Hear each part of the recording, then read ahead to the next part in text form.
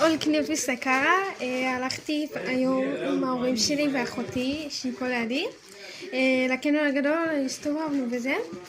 אז בואו נעשה לכם אול, פעם ראשונה, אף אחד לא ביקש, אבל בשביל השימום. אוקיי, בדיוק שכחתי פה הכל על המיטה ועכשיו נראה לכם אחד אחד. אוקיי, קנינו מפיץ ריח לחדר, ריח כביסתי, חבל שלא יכולה להעביר את הריח אליכם. עכשיו עוברים. וואו, אוקיי, שנייה, תעצרו את הסרטון, בדיוק אפתח את זה. יש איזה ריח כביסתי, אימא לב ונקי, אתם לא מבינים איזה ריח.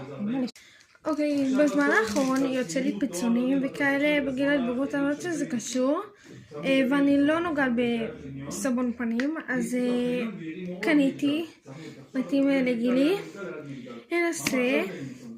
לא יודעת אם להמליץ, אני לא עושה את הדברים האלה, אני רק כאילו מראה לכם כאילו בשביל השימום. כן.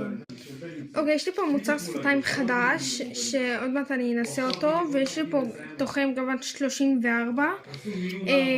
הליפ בלאם החדש שיצא הוא גוון 05, עוד מעט אני אנסה אותו. אין לי בעיה להראות לכם. קניתי מי שיער וגוף, לשיער אני אשים פחות, מי גוף כאילו יותר לגוף. ראיתי פה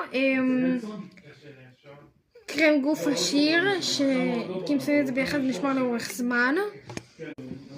וקניתי קרם פנים, קרם לחוץ, שזה בעצם עם קרם הגנה, אני לא יודעת כמה SPF, נראה לי 30-50. וזהו, סיימנו את האול קניות, וזהו, ביי.